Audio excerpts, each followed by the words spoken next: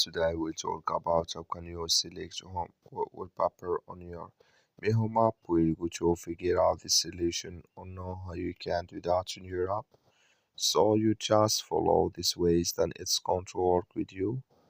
All you have to do inverse. You just go down, click here on profile down here. You just click on it.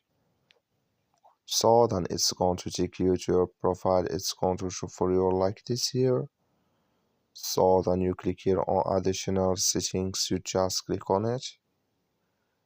Then it's going to take you to next here. It's going to show for you like this here. So then all you have to do next, you just click here on manage home here.